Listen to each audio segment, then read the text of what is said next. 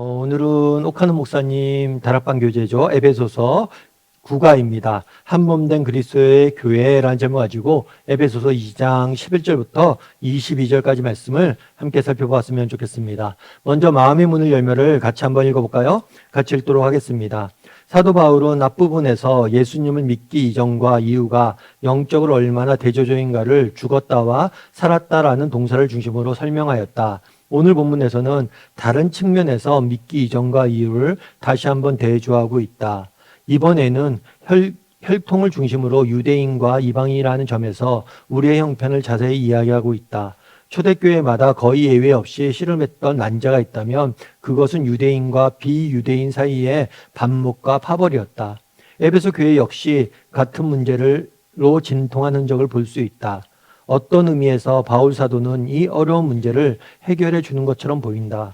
그리스도 안에서 혈통을 떠나 모두가 하나라는 위대한 진리를 사도 바울은 힘주어 말하고 있는 것이다. 우리가 에베소서를 계속해서 배우게 되는데 에베소서의 전반부, 앞부분 핵심 주제는 뭐냐면 구원의 은혜예요.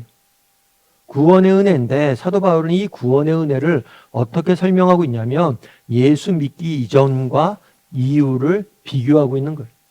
그래서 이전에는 어떤 상태였어요? 죄와 허물로 죽었던, 진노의 자녀였던, 하나님의 진노 아래 있었던 백성이라고 이야기하죠.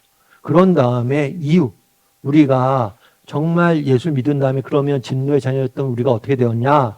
그것을 그리스도와 함께 죽었다, 그리스도와 함께 살아났다. 함께라는 동사를 가지고, 함께라는 단어를 가지고 설명하고 있죠. 그래서 과거에 죄와 허물로 죽었던 우리가 어떻게 그리스도와 함께 살아났는지, 그리고 하늘에 올랐는지, 그리고 부활했는지에 대해서 쭉 설명을 합니다.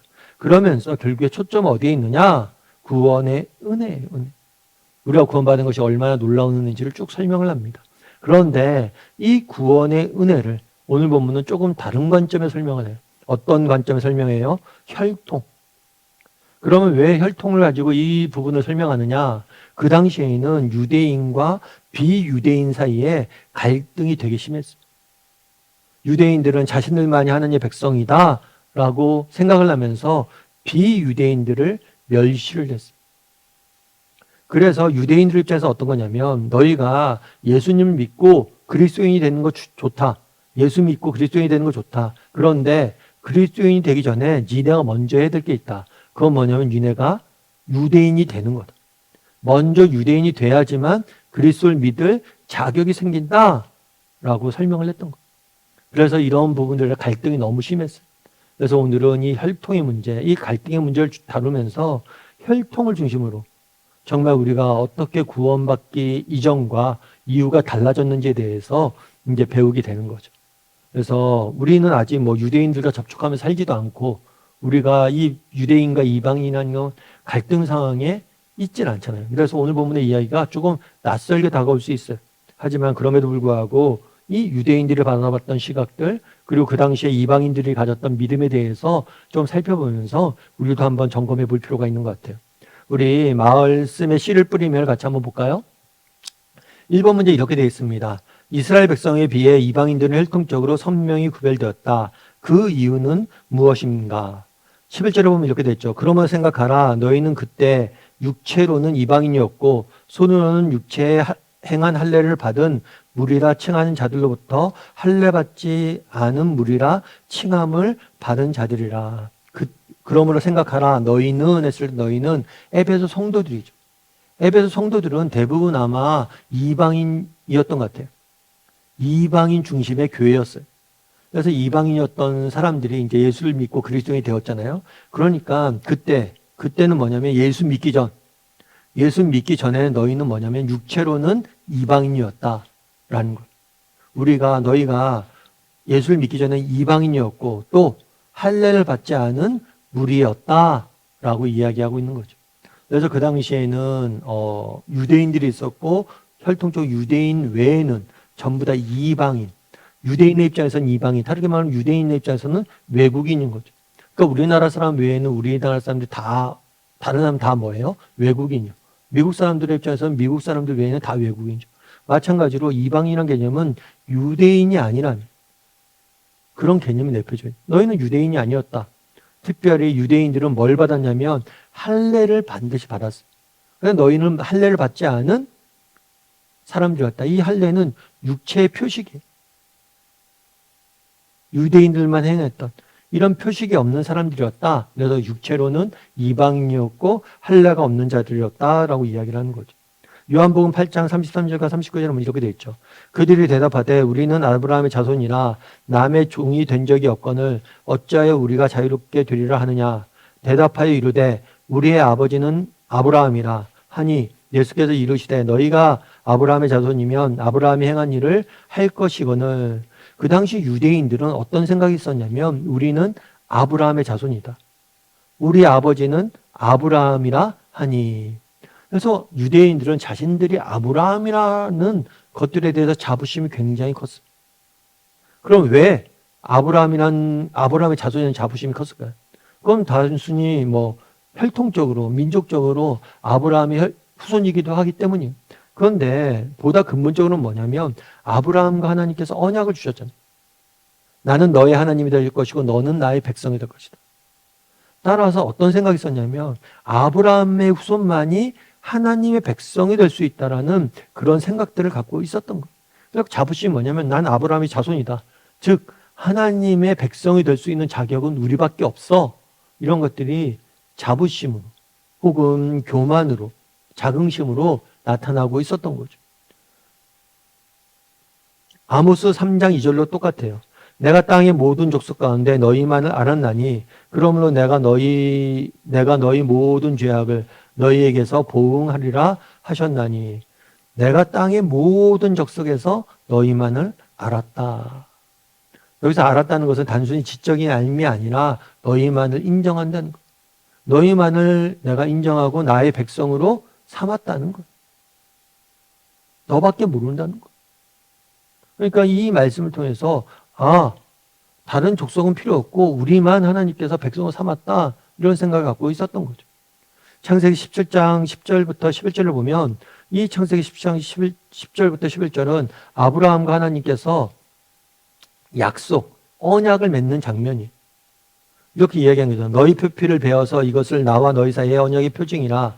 너희의 대대로 모든 남자는 집에서 난 자나 또한 너희 자손이 아니라 이방 사람에게서 돈으로 산 자를 막론하고 난 지 8일 만에 할례를 받을 것이다.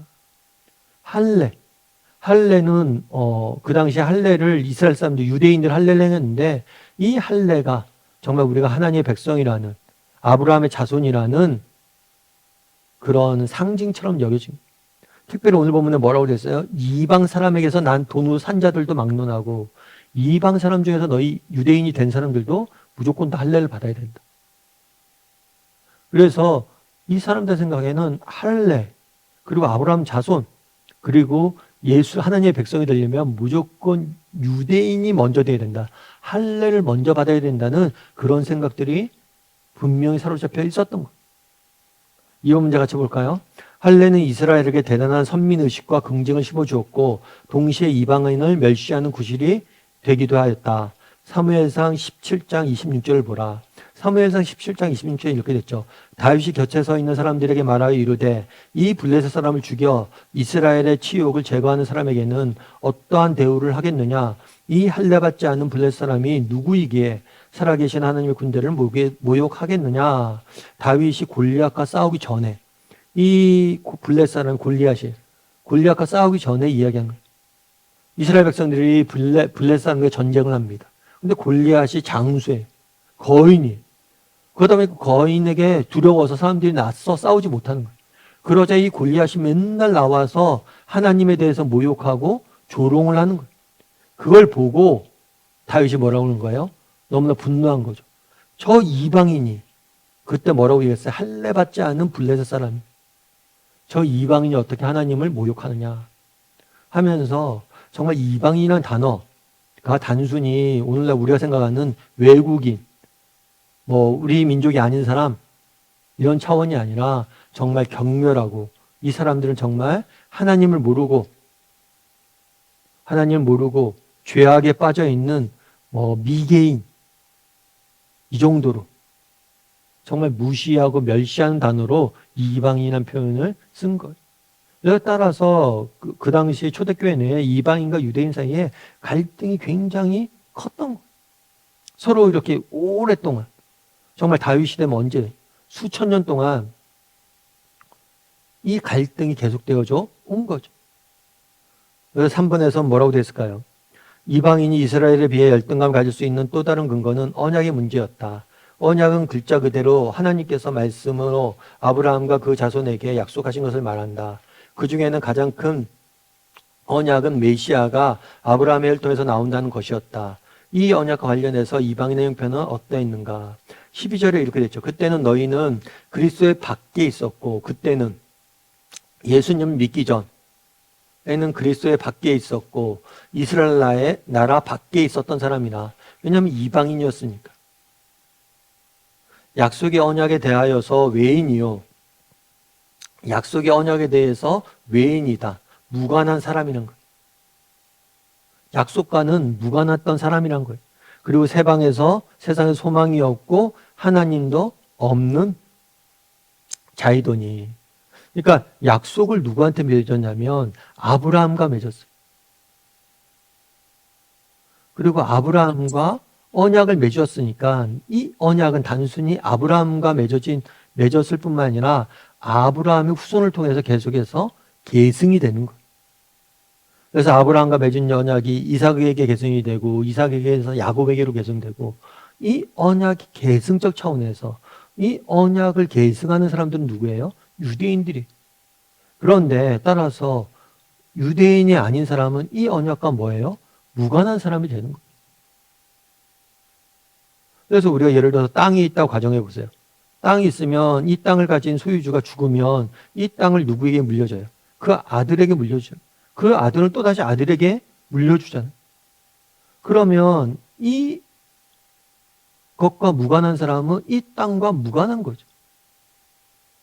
마찬가지로 언약이 계승이 계속해서 아브라함의 아들로 진행이 되다 보니까 이방인이었다.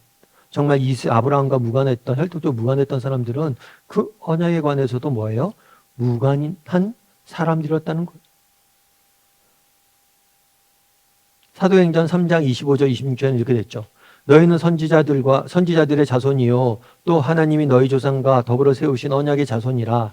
아브라함에게 이르기를 땅 위의 모든 족속이 너희 씨로 말미암아 복을 받으리라 하셨으니 하나님이 그 종을 세워 복을 주시려고 너희에게 먼저 보내사 너희로 하여금 돌이켜 각각 그 약함을 버리게 하셨느니라. 너희는 뭐예요? 선지자들의 자손이요 하나님이 너희 조상과 더불어 세우신 언약의 자손이다.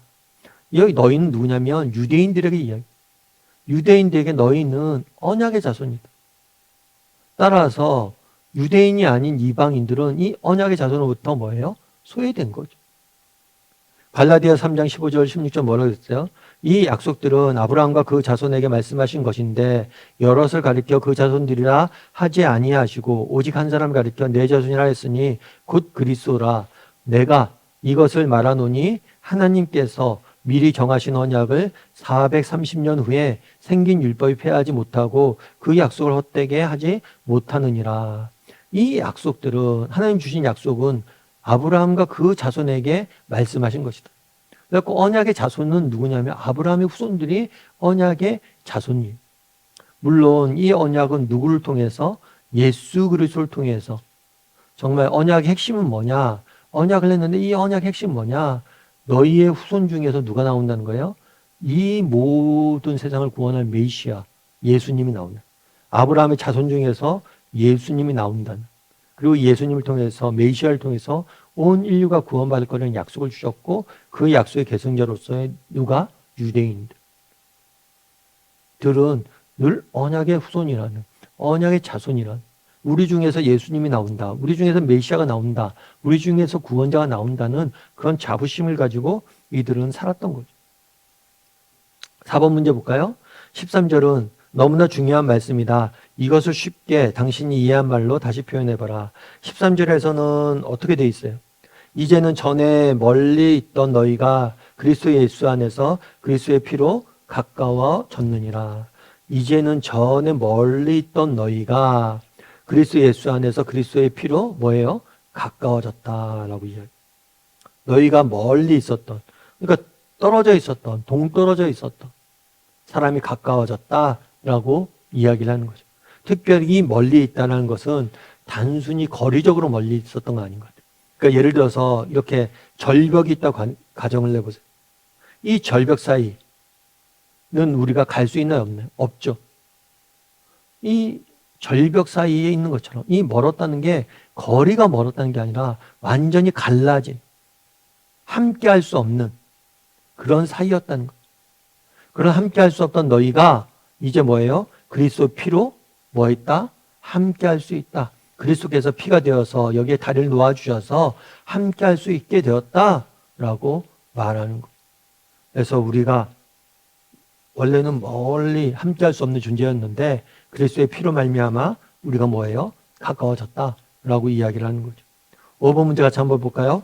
예수님은 인간 사이에 벽을 허무셨다. 이전의 혈통이나 언약이나 율법에 관계없이 예수를 믿기만 하면 누구나 그리스도 안에서 새 사람을 지은 한 몸이 되었다. 바울은 이 사실을 한, 화평, 평안이라는 말로 9번이나 반복하고 있다. 14절에서 19절을 가지고 그 말들이 어떻게 사용되고 있는가를 찾아보고 각자 깨달은 점을 말해보라. 너희가 앞서 얘기했던 같이 이방인들과 유대인 결코 함께 할 수 없는, 끊임없이 경쟁하고 다툴 수밖에 없는 그런 관계였어요. 그런데 예수 그리스도께서 예수님의 피로 말미암아 뭐예요? 이 두 가지가 가까워졌다. 하나가 되었다. 이제 하나가 되었다. 어떤 면에서 그리스도 안에서 새 사람이 되었다는 것. 그래서 우리도 마찬가지예요. 예를 들면 그런 거겠죠.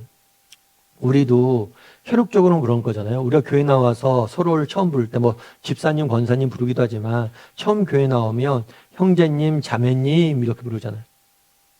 그럼 우리가 그렇게 생각하죠. 저 사람 언제 나 봤는데 나를 형제라고 불러요? 나를 자매라고 불러? 이 형제님, 자매님이라는 표현은 우리가 자칫하면 그렇게 생각할 수 있어요. 형제님, 자매님이라고 부르는 것은 마치 계급처럼 집사님 되기 전에는 형제님이야, 자매님이야 이렇게 생각하기 쉬워요. 물론 그런 측면도 있을 수도 있어요. 근데 보다 본질적으로는 그게 아니에요. 우리가 뭐예요? 한 가족이 되었다는 거예요. 한 가족.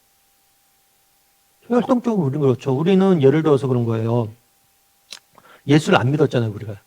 그럼 저 사람은 나는 양씨고 저 사람은 김씨예요. 그럼 우리는 다른 집안 사람이에요. 그런데 우리가 예수를 믿는 순간 우리는 한 가족이 됐다. 누구의 가족이? 하나님의 가족이.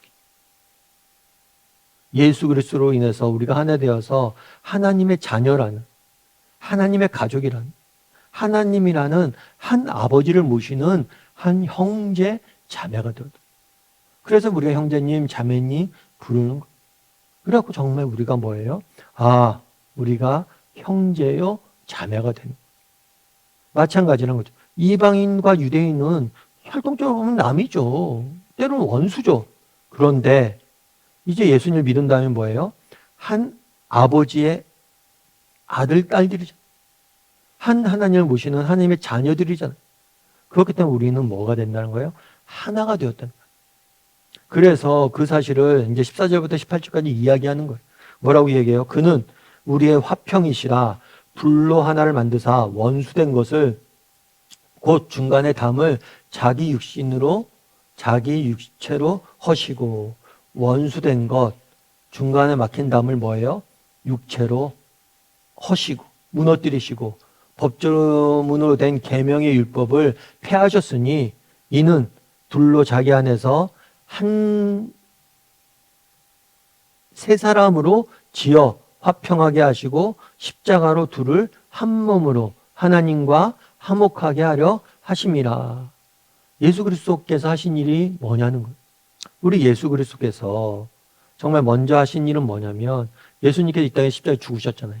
그런데 예수님께서 죽으신 이유가 뭐냐? 하나님과 인간 사이에 막혀져 있는 담을 허무셔서 정말 하나님과의 관계와 인간관계를 뭐예요? 화목해 하셨다는 거예요. 그렇죠. 여러분, 인간이 하나님 말씀에 불순종해서 죄를 지었습니다. 그래서 인간 죄인이 되었어요. 그런데 하나님은 선하신 분이잖아요. 마치 빛과 어둠이 함께 할 수 없는 것처럼 죄인인 인간이 정말 영원하신 선하신 하나님과 함께 할 수 없어요. 죄로 인해서 이 담이 생겨진 거예요. 그런데 예수 그리스도의 십자가의 죽으심으로 이 죄의 문제를 해결함으로 우리 사이 관계가 뭐예요? 다시 화목하게 되는 것, 회복하게 된 것. 그래서 우리는 언제든지 하나님 앞에 나아가서 이제 함께 하나님과 지내게 된 거죠. 뿐만 아니라 예수님이 하나님과 인간 사이에 담만 허무신 게 아니라 뭘 허무신 거예요? 인간과 인간 사이에 담도 허무셨다는 거예요. 왜요? 우리가 한 가족이 된 거죠. 한 가족이 된 거죠. 한 가족은 하나. 우리는 뭐 계속 개인주의가 요즘 발달했기 때문에 가족도 각자 개인이 따로 있다 생각하지만 예전에 한 가족이다 그러면 무조건 하나예요. 형이나 나나 똑같은 거예요. 그냥. 한 가족이 되겠다는 거예요. 하나님과 인간 사이의 관계도 허무시고 화목케 하셨고 뿐만 아니라 인간과 인간 사이의 관계도 화목케 하셨다는 거예요. 율법도 마찬가지예요. 율법을 허무셨다라고 이야기해요. 율법에 의한 뭐예요? 죄인은 반드시 벌을 받아야 돼요. 이게 법이죠. 정의죠. 그런데 인간이 죄잖아요. 그런데 예수 그리스도가 우리를 대신해서 죄의 값을 치름으로 우리의 죄를 사하시고 이 율법을 이루신 거예요. 성취하신 거예요. 그래서 율법이 더 이상 효력이 없어진 거죠. 예수 그리스도의 피로 말미암아. 율법이나 할례나 이런 게 다 필요 없어진 거예요. 그래서 우리는 뭐예요? 하나 되었다. 예수님께서 오셔서 하나님과 인간 사이를 하나 되게 하셨을 뿐만 아니라 인간과 인간 사이도 모든 것들을 허무시고 하나 되게 하셨다. 다르게 말하면 이런 거죠. 이 사람이 흑인이건 백인이건 다 하나님 안에서 뭐예요? 한 가족이 될 수 있다는 거예요. 이 사람이 뭐 유럽 사람이건 미국 사람이건 상관없이 우리가 예수를 믿는다면 온 가족이 온 사람들이 하나가 될 수 있다는 거예요. 6번 문제 한번 같이 읽어보죠. 하나님이 그리스도를 향해 인간 사이의 담을 허무신 것은 전 우주를 하나님의 나라로 만들기 위해서다. 당신에게는 세계가 하나 되는 하나님 나라의 비전이 있는가? 그것이 당신의 인생 간에 어떤 영향력을 주고 있는가? 에베소 1장 1절을 보면 하늘에 있는 것이나 땅에 있는 것이나 다 그리스도 안에서 통일되게 하려 하심이라. 그러니까 앞서 얘기했던 것처럼 예수님께서 이 땅에 오신 이유는 뭐냐면 정말 하나 되게 하는 것. 유대인이나 헬라인이나 이렇게 나눠져 있던 것. 인간과 인간 사이에 나눠져 있던 모든 벽들을 허물고 하나 되게 하신 거예요. 그런데 이거는 소극적인 의미에서 그런 거고 적극적으로는 정말 담을 허물었을 뿐만 아니라 정말 더 나아가서는 온 세상이 통일되고 하나 되게 하는 모두가 하나 되는 그런 꿈들을 가지고 이 땅에 오시고 이런 비전들을 갖고 계시라는 거예요. 그래서 당신은 온 세계가 하나 되는 하나님 나라의 비전이 있는가? 그리고 그것이 당신의 인생 간에 어떤 영향력을 주고 있는가? 이 부분에서 한번 이야기를 나눠보세요. 저 같은 경우에는 그런 것 같아요. 제가 이제 청년부 때 뭘 갔냐면 제가 청년부 때 임원을 뽑잖아요. 임원을 뽑는데 제가 총무를 하게 됐어요. 왜 총무를 하게 됐냐면 회장이 저랑 동기가 회장이 됐어요. 동기가 회장이 됐으니까 그 동기가 이제 저한테 얘기한 거죠. 야, 승원아, 네가 좀 총무로 도와줘라. 아, 나 믿음도 없는데. 그래, 괜찮아. 나랑 같이 해보자. 그래갖고 제가 총무가 됐어요. 총무가 됐는데 그 회장이 뭐 보통 여름 수련회 가잖아요. 여름 수련회 가는데 그렇게 한 거예요. 야, 승원아, 이번 여름 수련회는 해외로 갔으면 좋겠다. 야, 우리가 어떻게 해외로 가냐? 돈도 없는데 해외로 가면 얼마 많이 드는데 그 당시 필리핀으로 갔어요. 필리핀으로 갔는데 1인당 그때 제 기억으로는 40만 원. 그 당시 지금이랑 비교하면 얼마의 40만 원의 가치가 뭐 라면 값이 한 3배 뛰었나요? 아무튼 뭐 꽤 큰 돈이었어 그때. 40만 원. 이렇게 들기로 한 거예요. 야, 40만 원을 어떻게 마련하냐? 그래서 그래도 가기로 했대. 갔으면 좋겠대요. 그래서 많이 기도하고 결국엔 처음에 저도 반대했었거든요. 그런데 너무 비싸니까. 그런데 가기로 했어요. 근데 뭐 돈도 없는데 어떻게 가냐? 그러면 이제 돈을 모아야죠. 그래서 제가 얘기를 했죠. 그 친구랑 이제 우리 같이 대학부 때였으니까 야, 공부하자. 내가 장학금 이번에 타면 그 장학금으로 우리 시드머니에서 가자. 그래서 장학금을 위해서 기도합시다 하고 막 공부했는데 장학금은 결국에 못 탔어요. 결국에 못 탔는데 아무튼 주변에 후원받고 어떻게 저렇게 해서 필리핀 선교를 갔어요. 필리핀 선교를 가서 정말 여러 가지 것들 경험을 했죠. 필리핀 선교를 가서 정말 안타까운 점도 되게 많았어요. 필리핀 선교를 갔는데 그 필리핀에 이제 여러 필리핀 섬으로 돼 있잖아요. 섬에 갔는데 그 섬은 정말 낙후된 섬까지 찾아 들어가서 그 사람들에게 옷도 우리가 준비한 옷도 주고 선물도 주고 그렇게 하고 또 우리가 준비한 영어로 이렇게 복음도 전하고 그랬는데 가면 정말 불쌍해. 막 그냥 10대 막 그런 아이들이 뭐 임신해서 아이 엄마가 되어 있고 아무튼 너무 삶도 열악하고 정말 저런 곳에 꿈이 있을까 이런 싶은 생각이 들 정도로 그렇게 열악한 상황에 사는 사람들이 많았어요. 그건 너무 안타까운 마음이죠. 그러다가 이제 필리핀 선교 다 끝내고 마지막 날 어디 갔냐면 필리핀 이제 마닐라에 와서 교도소를 갔어. 교도소를 갔는데 교도소에서 이제 예배를 드리는 시간이 있었어. 교도소 가서 예배 드리는데 그때 예배 드릴 때 찬양을 불렀거든요. 찬양을 불렀는데 우리 거룩하신 하나님 주께 감사드리세. 이게 번안곡이에요. 원래 원곡은 영어예요. Give thanks to the Holy One. 그래서 그 노래를 부르는데 그 노래를 예배 때 같이 부르는 거예요. 그래서 그 사람들은 영어로 부르고 또 어떤 사람은 따갈로그, 필리핀어로 부르고 또 우리는 한국어로 부르고 인종이 다르잖아요. 그리고 그 친구들은 소년원에 있는 친구들이잖아요. 거기에 갇힌 자. 우리는 자유한 자. 그들은 필리핀 사람. 나는 한국 사람. 그런데 불구하고 우리의 조건과 삶의 조건과 환경은 다 다른데 함께 하나님 찬양하는데 그게 제 인생에 정말 잊을 수 없는 기억. 아, 언젠가 우리가 하늘나라를 가면 이렇게 했구나. 갇힌 자나 그렇지 않은 자나 나이와 인종과 색깔과 아무 상관없이 하나님을 찬양하는 우리는 하나구나. 그걸 정말 뼈저리게 느꼈어요. 그래서 정말 언젠가 그 나라.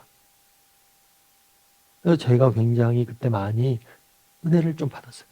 그리고 제 인생이 굉장히 중요한 변곡점이 되었던 사건이에요.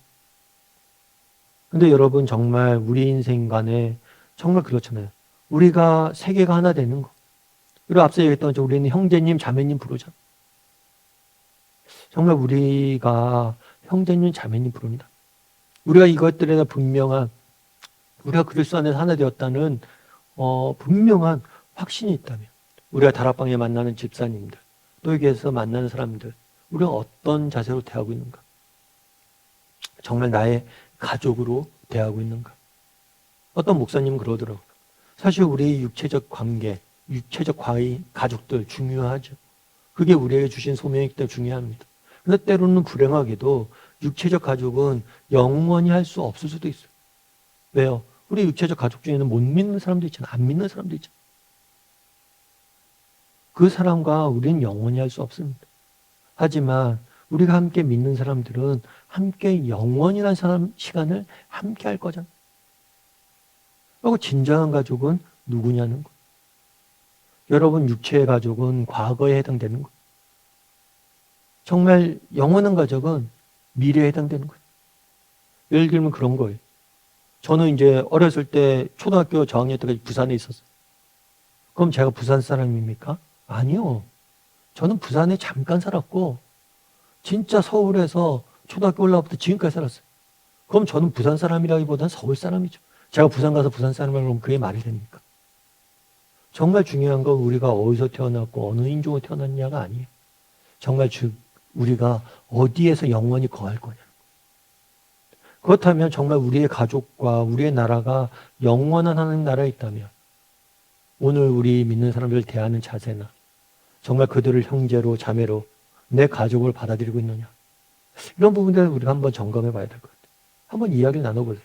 나에게 어떤 영향력을 미치고 있는지. 정말 우리가 그리스도 안에서 정말 우리가 하나 될 것이다.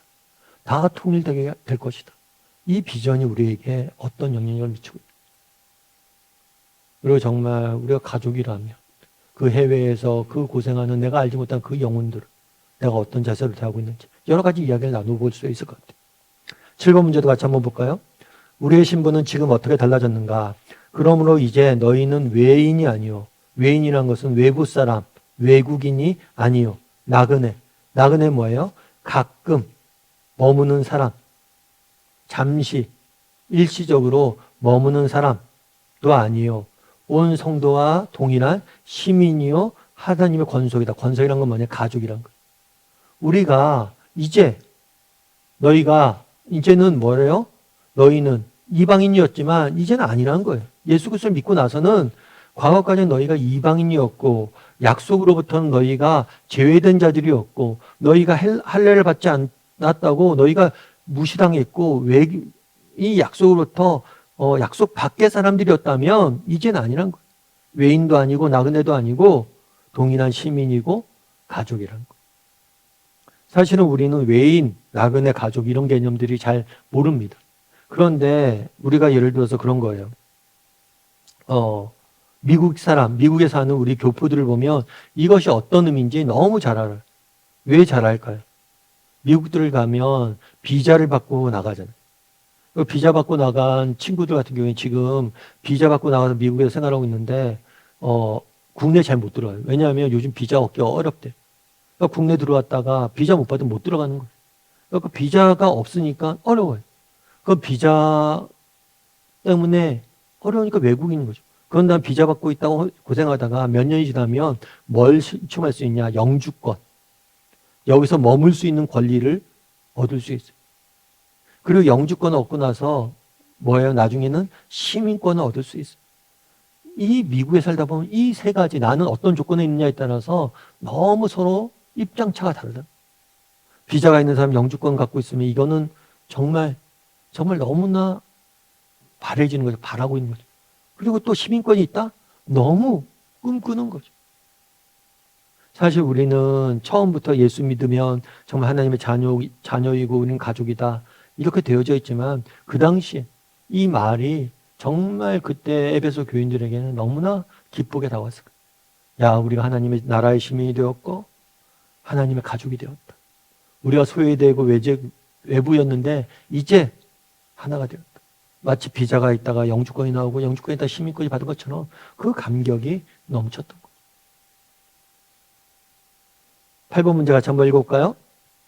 20에서 22절을 보면 에서는 교회를 하나님의 속죄 건물에 비유하고 있다. 다음의 내용을 가지고 답해보라. 20절부터 22절은 이렇게 되어 있어요. 너희는 사도들과 선지자들 터 위에 세우심을 입은 자라. 그리스도 예수께서 친히 모퉁이 돌이 되셨느니라.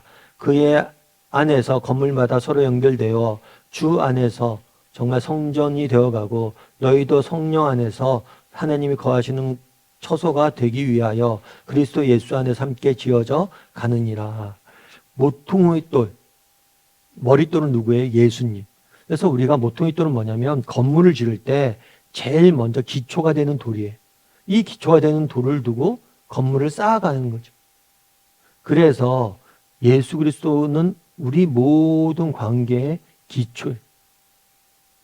정말 우리가 또 보면 뭐라고 하냐면 그리스도 예수께서 친히 모퉁이를 되셨다. 그의 안에서 연결된다. 기초가 되었을 뿐만 아니라 모든 것의 원천이 되는 거예요. 원천. 기초가 되고 원천이 되고 예수 그리스도 때문에 우리가 하나 된 것이고 예수 그리스도 안에서 우리가 하나 되려고 노력하는 것이고 예수 그리스도의 능력으로 우리가 하나 되어져 간다라고. 예수 그리스도가 우리의 기초이자 원천. 다르게 말하면 예수님이 없었다면 우리는 무관한 사람들이었어요. 그렇죠. 예수 그리스도를 믿지 않았다면 내가 뭐 필리핀에 있는 사람과 나랑 무슨 상관이에요? 예수님을 믿지 않았다면 여러분과 저가 무슨 상관이에요? 근데 내가 예수님을 믿었기 때문에 여러분과 내가 특별한 관계가 되는 거예요. 그 다음에 터는 사도들과 선지자들. 사도들과 선지자들은 뭐냐면 신약교회를 세울 때 신약교회 처음 신약교회를 세우기 시작한 사람들. 그러니까 초대교회. 예수님의 기초가 되고 초대교회의 말씀, 가르침을 따라 이렇게 세워졌다는 거죠. 그리고 쌓는 돌은 누구예요? 우리. 중공여부는 미완성. 그러니까 하나님 나라는 계속해서 지어져 가는 거예요. 되어져 가고 지어져 간다. 그래서 계속 예수 그리스도를 믿는 사람들이 새로 생기면 또 그 사람들이 또 새로운 집을 짓고 계속해서 집이 쌓아져 가는 거예요. 정말 예수님이 기초가 되셨고 초대교회 성도들을 세웠고 그 위에 한 명 한 명 한 명 한 명 더해져서 하나님의 나라가 되어져 가는 거예요. 그리고 이 것들이 계속해서 함께 지어져서 언제 완성이 돼요? 예수 그리스도가 오시는 재림의 날. 그날이 완성이 되는 거예요. 그리고 이 건물의 이름 뭐예요? 하나님이 거하실 처소다라고 해요. 성전이다. 하나님이 거하실 처소다. 성전이고 하나님이 거하시는 처소다. 그래서 하나님의 집이다. 그래서 하나님의 집은 예수 그리스도의 머리돌로 해서 정말 선지자들과 사도들, 그러니까 초대교회 지도자들과 그들의 가르침을 기반으로 세워져 갔고 지금도 세워져 가고 언젠가 완성이 될 것이고, 그럼 이 건물의 이름 뭐냐? 성전, 하나님의 집, 하나님의 사람들이 모인 곳. 그래서 여기서 우리가 정말 이 쌓는 돌, 다양한 돌이 필요하잖아요. 건물에 비유하면. 여러분, 건물을 지으려면 한 가지 돌만 필요합니까? 아니죠. 정말 우리가 가장 좋아하는 것 중에 하나는 뭐예요? 조각보잖아요. 우리 교회가 교회를 건축하면서 교회를 개척하면서 세웠던 비전이 조각보 공동체 비전. 다양한 청과 다양한 모양의 조각보들이 모여서 큰 하나를 이루는 것. 마치 모자이크처럼. 마치 돌담으로 쌓은 벽처럼. 다양한 돌들이 이렇게 모여서 하나를 이루어져 가는 것. 그래서 우리가 이 다양성, 서로에 대한 다양성을 인정하고 또 뭘 인정할 수 있어야 돼요? 통일성. 서로의 다양성을 인정하고 우리가 그리스도 안에서 하나 되어지는 것. 또 미완성. 여러분, 정말 우리가 완성된 존재들이 모여진 게 아니잖아요. 우리 모두가 부족한 점들이 있죠. 하지만 서로가 부족하지만 서로가 때로는 부딪히지만 서로가 이렇게 하나하나 완성해가는 그런 과정들을 다루고 있는 거겠죠. 삶의 열매들을 같이 읽어볼까요? 우리는 모두 주님의 몸인 교회의 지체요 한 형제들이다. 이런 의미에서 제 아무리 세상적으로 대단하고 믿음이 남다르다 해도 나 홀로 교회는 될 수 없다. 다른 형제들이 존재하기에 내가 존재하는 것임을 알아야 한다. 이 사실을 마음에 새기고 내 형제들, 자매들을 바라보라. 어떤 느낌이 드는가? 그래서 여러분, 정말 다른 형제 자매들이 존재하기 위해서 내가 존재하기에 내가 존재한다는 것을 알아야 된다는 거예요. 나 혼자 교회가 될 수 없고, 여러분 이 사실을 여러분들 분명히 인식하고 있는지 한번 이야기를 나눠보세요. 여러분, 때로는 우리가 교회 오다 보면 그 당시에는 그러니까 유대인과 이방인, 이 사람들 철천지 원수였잖아요. 완전히 다른 사람이었잖아요. 그런데 하나 됐잖아요. 우리도 교회 생활을 하다 보면 나랑 성격이 안 맞을 수 있고 나랑 조금 여러 면에서 안 맞을 수 갈등이 있을 수 있겠죠. 하지만 우리를 뭐예요? 하나로 만드셨다. 그래서 정말 여러분 한번 나눠보세요. 정말 우리가 진짜 나 홀로 교회가 될 수 없음을 인정하고 있는지, 그래서 정말 우리가 서로가 부족하지만 서로의 존재를 인정하고 서로를 위해서 우리가 하나 되고 있는지, 그런 부분들. 그리고 이렇게 서로를 통해서 내가 무엇을 배우고 또 무엇을 느끼고 또 다락방에서 이렇게 만나서 교제 나눌 때 정말 어떤 생각이 각자 드는지, 서로에게서 들었던 그런 것들은 무엇인지 쭉 나누고 한번 정리해 보면 좋을 것 같아요. 우리가 하나라는 사실에 어떤 느낌을 드는지 한번 나누고 정리했으면 좋겠습니다.